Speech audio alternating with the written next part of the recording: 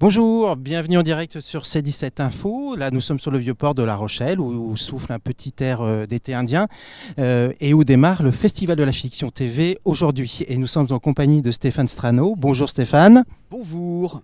Et donc Stéphane Strano est le président du festival depuis, c'est votre 4e festival, je crois Stéphane. C'est tout à fait ma 4e année, exactement. Donc le festival démarre ce soir, cérémonie d'ouverture à la Coursive. Quelles sont vraiment les grandes affiches que vous proposez sur ces 5 jours de festival ? Alors, beaucoup de fiction, 44 œuvres en sélection officielle. On va voir de la création française, énormément de création française, une vingtaine d'œuvres. On va voir 12 œuvres, qu'est-ce que je raconte, 30 œuvres françaises, 12 œuvres européennes, 5 œuvres francophones. Donc ça va être un grand spectacle, ça va être un grand festival de création avec une diversité absolument folle. Particulièrement cette année, je tiens à signaler la proposition européenne qui est absolument sidérante de variété, de diversité, de curiosité et d'inventivité. Ça va être un grand spectacle pour nous, Français, de découvrir cette sélection européenne aux côtés de notre sélection française, qui est tout à fait lumineuse cette année, tout à fait intéressante. Et puis la sélection francophone qui nous permet de voyager sur 3 continents et nous donne encore d'autres perspectives. Il y a beaucoup de professionnels viennent maintenant sur le festival, plus de 2000 je crois.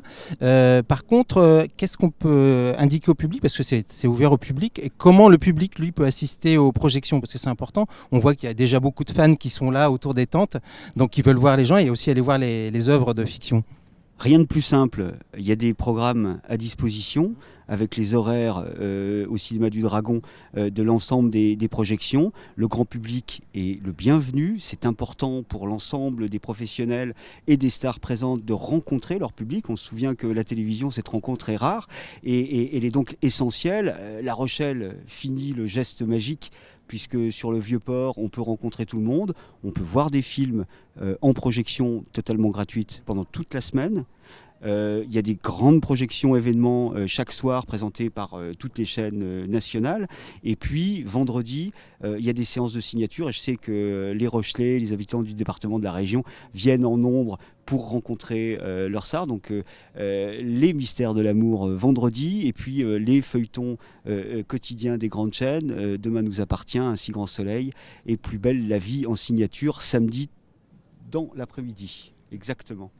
Alors vous parliez du public rochelais. Maintenant, le festival a une implication quand même, pas toute l'année, mais une bonne partie de l'année sur La Rochelle, grâce à la Maison des Écritures qui s'est mise en place. Et je sais que le festival s'est bien appliqué dedans. Est-ce qu'on peut parler un peu de cette implication ? Parce que c'est lié à la création francophone, justement.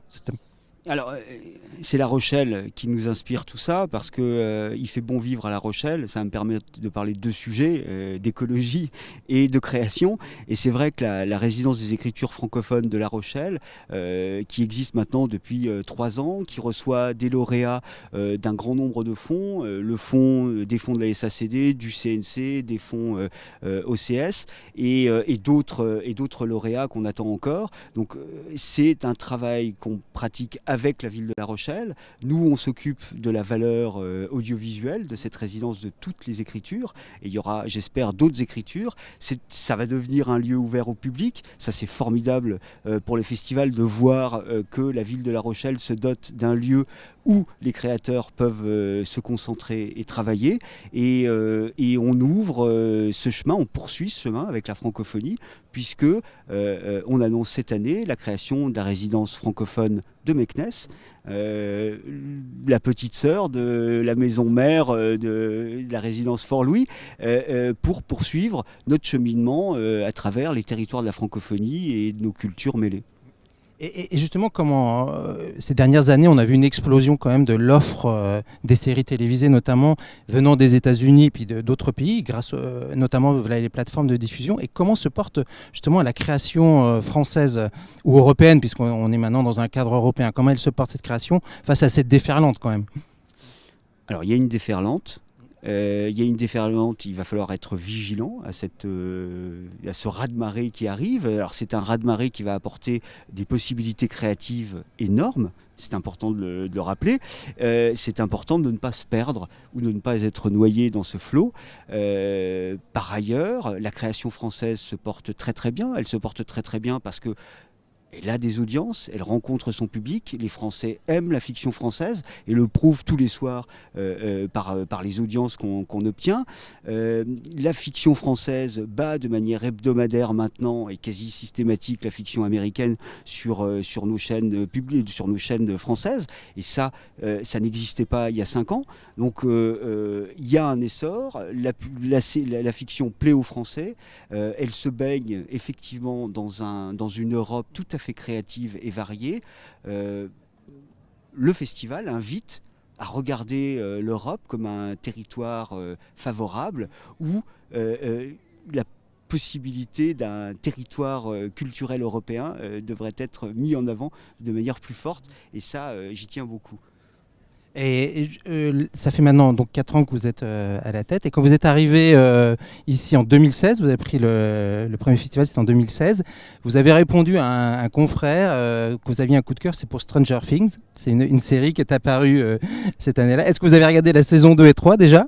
Absolument, j'ai déjà vu la saison 2 et 3, tout à fait. Ça a été avalé, comme on le fait maintenant avec ces séries sur plateforme, puisque tout est diffusé dans un temps. C'est absolument formidable. Je continue à aimer la fiction américaine et je continuerai toujours à défendre la création française parce qu'elle nous ressemble et nous en avons besoin. Eh ben merci Stéphane, et puis bon festival, je rappelle, 5 jours de festival avec une 50aine de fiction TV à voir et à déguster sous le soleil de La Rochelle. Merci à tous et à bientôt.